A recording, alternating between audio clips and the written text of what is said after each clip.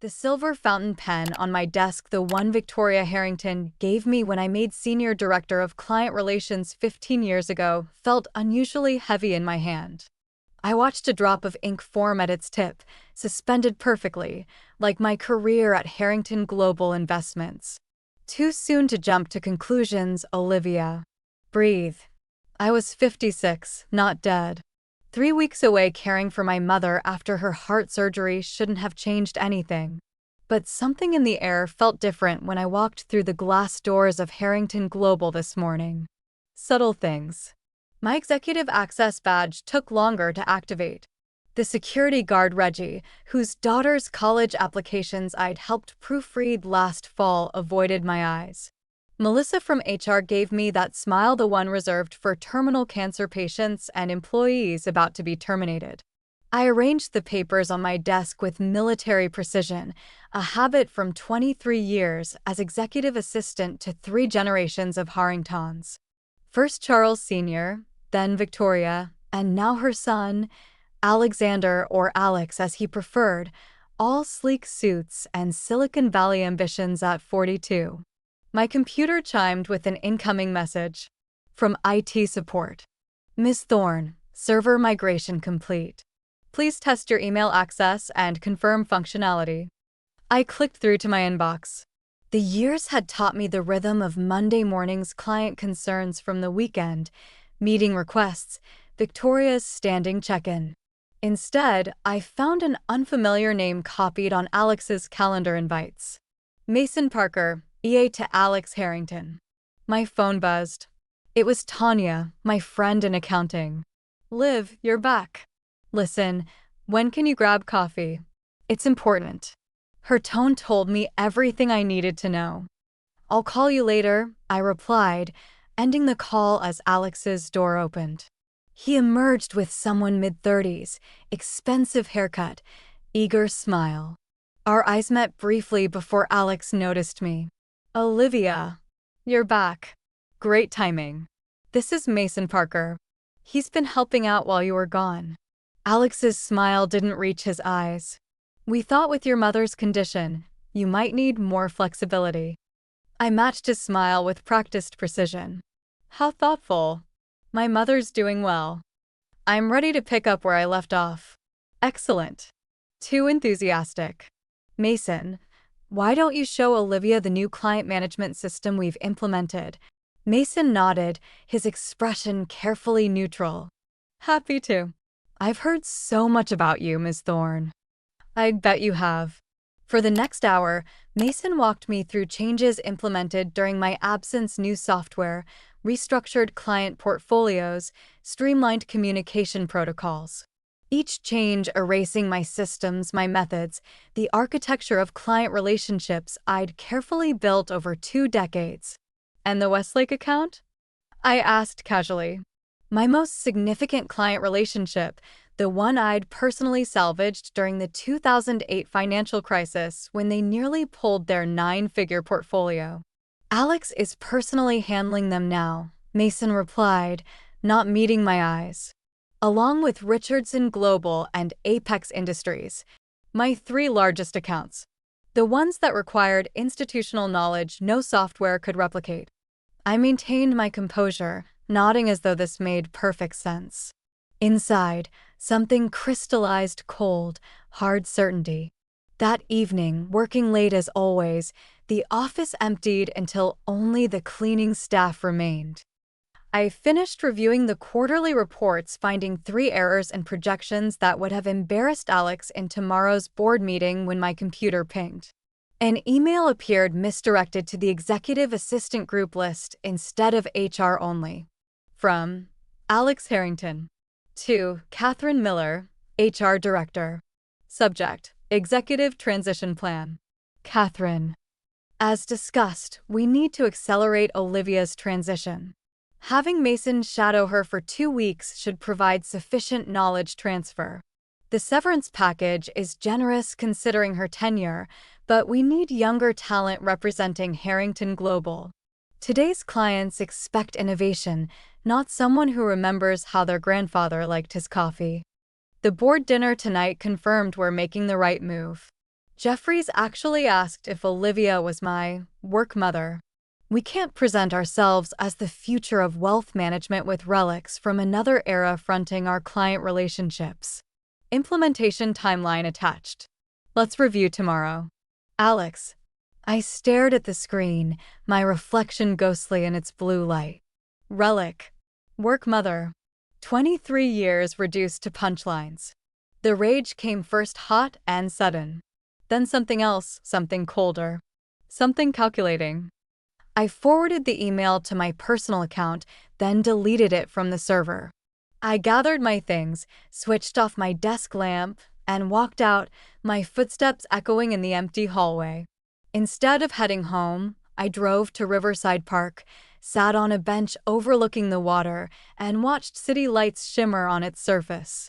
A text arrived from Tanya. Did you find out yet? I'm so sorry, Liv. Another ping from Sophia Westlake, the CEO of Westlake Enterprises, hearing rumors of changes at Harrington. Call me when you can. I slipped the phone back into my pocket. 3 weeks. That's how long they'd waited after I left to care for my mother. 3 weeks to decide 2 decades of loyalty meant nothing. The fountain pen Victoria gave me was still in my hand. I uncapped it, watching moonlight catch on its silver surface. Victoria had engraved it herself. The power of Harrington is in its people. Apparently, her son had different ideas. I didn't cry, didn't scream. Instead, I began to plan. The next morning, I arrived at precisely 7:30, same as every Monday for the past 2 decades. I wore my favorite charcoal suit, the one tailored to hide what Alex had once referred to as my matronly figure when he thought I couldn't hear. Let him underestimate me. Let them all underestimate me. Mason was already at his desk, my old desk, relocated to the reception area while I'd been moved to a windowless interior office. His smile was apologetic but not genuine. Coffee, Ms. Thorne? I'm grabbing some for Alex. I've had mine, thank you. And please, call me Olivia. I watched him hurry away. Poor Mason. A pawn in someone else's game. I almost felt sorry for him. Focus, Olivia. 18 months until retirement eligibility. Until your pension vests fully. Until Emily graduates college without debt. I settled into my reduced workspace and pulled up my client list, or what remained of it. Most premium accounts had been reassigned. What stayed were the maintenance relationships, smaller portfolios, difficult personalities, clients deemed not worth Alex's precious time. Perfect. For the next 2 weeks, I was the model employee. I arrived early, left late, and meticulously documented every process, relationship, and institutional knowledge I possessed. I trained Mason with patient thoroughness, correcting his mistakes privately rather than exposing them to Alex. You know so much, Mason said one afternoon, genuine admiration breaking through his rehearsed professionalism. How do you remember all these client preferences? I smiled. Time and attention, Mason. Mrs. Richardson doesn't trust financial projections delivered in PowerPoint because her ex-husband lost their savings on a venture pitched that way. Mr. Gonzalez always asks the same 3 questions about market volatility because his father survived the Great Depression. These aren't facts you put in a CRM. These are relationships. Alex says the new system will streamline all that. AI predictive client management. I'm sure it will try, I replied. On Thursday of my second week back, disaster struck for Mason. He'd forgotten to include crucial documentation in a compliance filing for Westlake Enterprises, Sophia's company.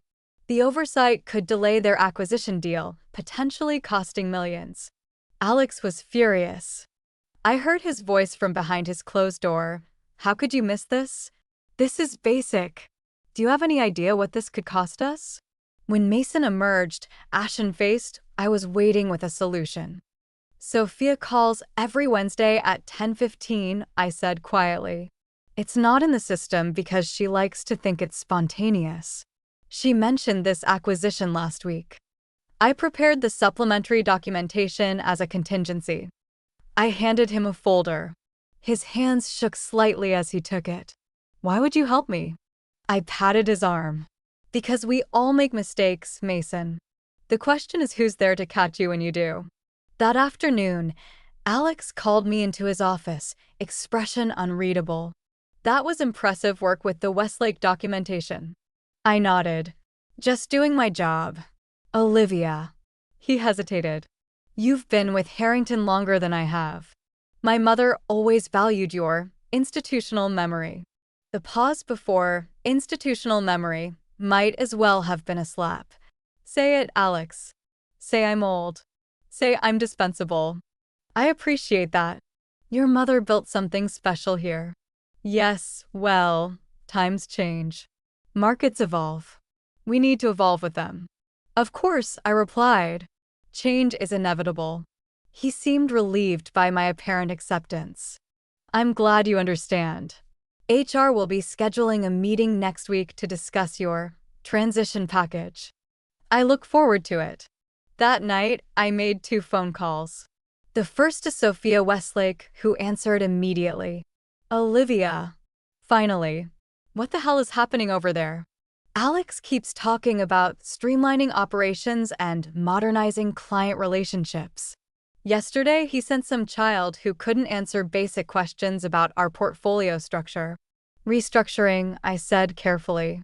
Alex is implementing his vision. His vision includes losing you? Because that's unacceptable.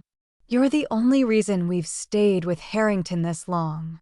I let her outrage wash over me, neither confirming nor denying. What would it take, Olivia? She asked finally. To bring your expertise elsewhere? I'm not sure what you mean, I replied, though I knew exactly what she meant. Don't play coy. I've seen how they're sidelining you.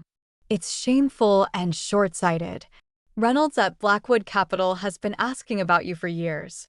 Reynolds Anderson. My contemporary and Alex's chief competitor. The mention of his name sent a thrill of possibility through me.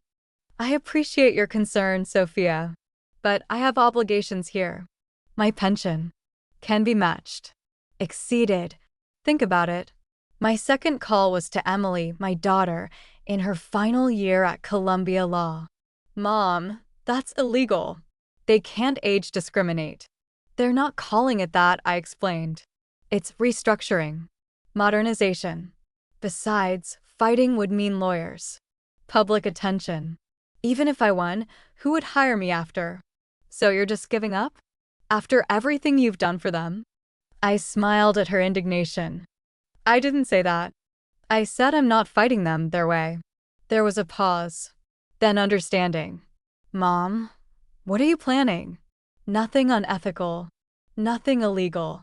Just leverage. The next morning, I started phase 2. The HR meeting was scheduled for Monday at 9 a.m. symbolically before regular business hours, as if they hoped to usher me out before clients arrived. Catherine Miller's expression was professionally sympathetic as I took a seat across from her and Alex. Olivia, thank you for coming in early. We wanted to have this conversation with the privacy and respect you deserve. After calling me a relic in company emails? How considerate. I nodded, face neutral. Alex cleared his throat. As we discussed, Harrington Global is moving in a new direction. Your contributions have been invaluable, but we're implementing structural changes that, unfortunately, impact your position. Catherine slid a folder across the desk. We're offering 18-month severance substantially above company policy. Full health benefits throughout that period. And, of course, letters of recommendation. I opened the folder, scanning the documents with practiced efficiency. The severance was indeed generous. The non-compete clause, however, was ruthless 2 years, covering all financial service providers within a 100-mile radius. We hope you'll see this as recognition of your years of service, Alex continued. A bridge to retirement, perhaps. A bridge to nowhere. They knew exactly what they were doing. I closed the folder. When would my last day be? Relief flooded Alex's face. He'd expected resistance. We thought 2 weeks for transition purposes. Though if that's difficult emotionally. 2 weeks is fine, I interrupted. I'd like to ensure my client relationships transfer smoothly. Wonderful, Catherine beamed. We'll need the signed agreement by Friday. I stood, folder in hand. Thank you both for your consideration. Back at my desk, I opened my personal laptop and drafted 3 emails, each carefully composed, each precisely timed. The first went to Emily. Dinner tonight? I need your legal expertise on something. The second to Sophia Westlake. Available to discuss your portfolio questions tomorrow? Prefer to meet off-site. The third to Reynolds Anderson at Blackwood Capital with a single line, I believe it's time we had that conversation you've been suggesting. For the next week, I was the model of professional transition. I organized files, created detailed transition documents, and trained Mason on client preferences not captured in any database. I accepted lunch invitations from sympathetic colleagues, listening as they awkwardly offered condolences for my early retirement. Only Tanya from accounting saw through it. You're being suspiciously cooperative, she whispered during our coffee break. What are you planning? I smiled enigmatically. Just ensuring everything's in order. Bullshit. I know that look. That's your I'm 3 steps ahead look. For actually, I replied, sipping my coffee. On Wednesday, I met Sophia at her club, away from corporate eyes. They offered 18-month severance with a 2-year non-compete, I explained after the waiter left. Sophia's eyebrows rose. Designed to force retirement. Clever but despicable. Yes, well, there's something they overlooked. I pulled out my personal portfolio of client documentation, not company property, but my private notes on preferences, family dynamics, and relationship histories. Information no CRM system captured. Is that what I think it is? Sophia asked, eyes widening. 23 years of institutional knowledge. Mine, not Harrington's. Reynolds would kill for this. I nodded. He made an offer yesterday. But I'm exploring all options. Sophia leaned forward. Olivia, you know I have investments beyond Westlake. Personal family wealth managed separately. Currently at Morgan Stanley, but dissatisfied with their attention to detail. I understood immediately. That would be outside any non-compete. Consulting on personal portfolios isn't the same as working for a competing financial institution. Exactly. And if my friends say the 8 other CEOs in my women's leadership group happened to seek similar consultation, the pieces were falling into place. I wouldn't take their clients directly, that would violate securities regulations. But personal consultation for high net worth individuals? Perfectly legitimate. I'll consider it, I said, though my mind was already racing with possibilities. That evening, Emily reviewed my severance agreement, her law school training evident in her methodical approach. Mom, this non-compete is borderline unenforceable as written. It's too broad in scope and duration. And look at paragraph 7, it specifically prohibits direct employment with competing financial institutions, but says nothing about independent consulting. I smiled at my brilliant daughter.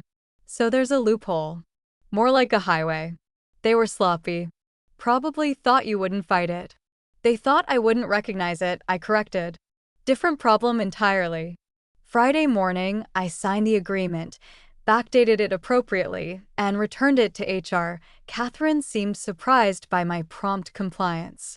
You're being very professional about this, Olivia. I've always been professional, Catherine. That hasn't changed. The next week passed in a blur of transition meetings and farewell lunches.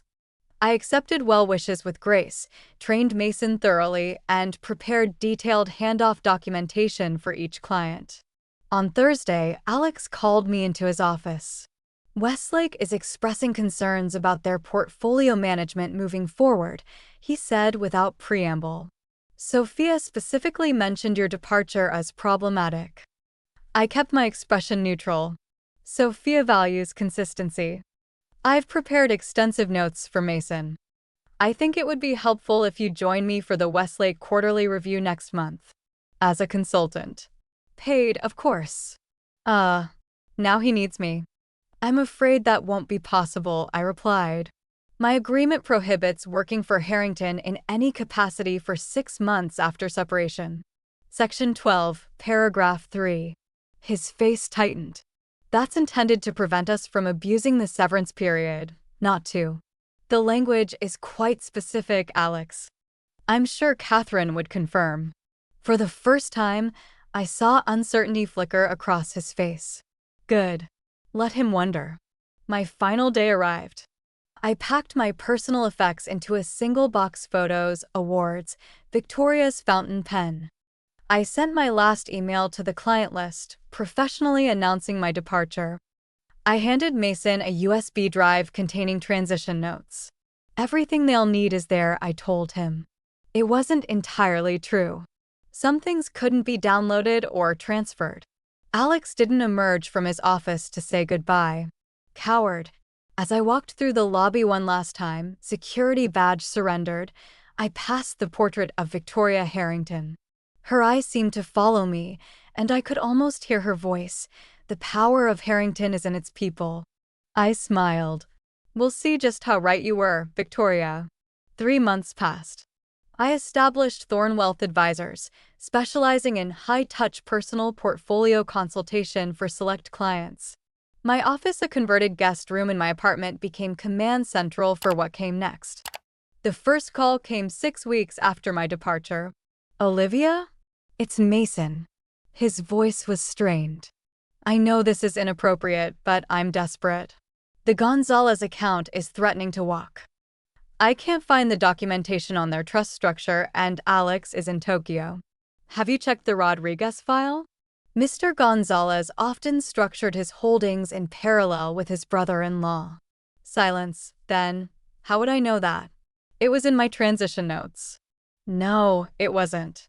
Realization dawned in his voice. You kept things back. Not at all. I provided everything Harrington owned. My insights, however, are my own. He hung up without another word. The second call came from Sophia Westlake. It's done. The entire Westlake family portfolio has moved to Thorn Wealth Advisors. $67 million under your guidance. Thank you for your trust, Sophia. Trust has nothing to do with it. This is business sense. Oh, and the Hampton sisters are calling you tomorrow. Another $40 million. By month 3, I was managing over $200 million in personal wealth for former Harrington clients. All perfectly legal. All outside my non-compete restrictions. My home office expanded to a proper suite in a midtown building. I hired 2 assistants, both experienced women over 50 whom other firms had transitioned out. Then came the article in Financial Weekly, Wealth Management's Gray Revolution, how Olivia Thorne is proving experience matters. The morning it published, my phone rang. Alex Harrington. We need to talk. We met at the Plaza Neutral territory. Alex looked haggard, the confidence of 3 months ago replaced with barely concealed desperation. You've poached our clients, he accused without preamble. I sipped my tea. I've done nothing of the sort. I advise individuals on their personal portfolios. If some of those individuals happen to influence corporate decisions regarding their company's wealth management, that's beyond my control. Westlake pulled their corporate account last week. Richardson followed yesterday. That's over $2 billion in managed assets, Olivia. How unfortunate. Is that all you have to say? His voice rose, drawing glances from nearby tables. You're destroying what my mother built. The mention of Victoria ignited something in me, a cold fury I'd kept carefully banked. Your mother, I said quietly, built Harrington on relationships and integrity. She understood that clients entrust us with more than money, they entrust us with their futures, their legacies. She never called her longest-serving employees relics. His face paled. You saw the email. I saw many things in 23 years, Alex. Including how Victoria would have been ashamed of what you've done to her company. What do you want? He asked finally. To come back? Name your terms. I almost laughed. Come back? To what? An organization that discards loyalty? That values youth over wisdom? No, thank you. Then what? I placed my napkin on the table and stood. Nothing. I want nothing from you. I've built something of my own now. Something based on what your mother taught me, that relationships matter. That experience has value. His expression darkened. The non-compete is irrelevant to what I'm doing. Ask your lawyers if you don't believe me. Now, if you'll excuse me, I have clients waiting. As I turned to leave, he called after me, desperation evident. Our Q3 numbers come out next week. The board is meeting to discuss leadership. Olivia, please. If Harrington Global fails, 300 people lose their jobs. I paused, considering the employees who'd been kind to me, who'd had no part in Alex's decisions. I'll make you a deal, I said, turning back. Restore the pension program you cut last year.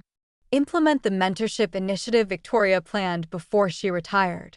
Demonstrate that you value your people, all of them, regardless of age, and I'll help stabilize your key client relationships. As a consultant? As an advisor to the board. With full voting rights. His jaw tightened. That's extortion. No, Alex. That's leverage. 6 months later, I sat in Victoria Harrington's old office, now mine, as chairwoman of the board at Harrington Global. Alex remained as CEO, humbled but learning. Mason had been reassigned to client research, where his analytical skills served better than his people management. The reorganization announced to shareholders emphasized integrating innovation with proven expertise, corporate speak for, we're not pushing out experienced people anymore. The mentorship program paired younger employees with veterans, ensuring institutional knowledge transferred properly. My phone buzzed with a text from Emily. Just got the job offer. Harrington's legal department. You didn't pull strings, did you? I smiled. They'd be fools not to hire the top of her class. Congratulations, sweetheart. A knock at my door. Tanya entered, now promoted to Chief Financial Officer. Board meeting in 10 minutes. You ready to unveil the new retirement program? I nodded, picking up Victoria's fountain pen, the same one I'd carried out in my cardboard box 6 months earlier. I'd had it re-engraved. The power of Harrington is in all its people. More than ready, I replied. It's time everyone understood what leverage really means.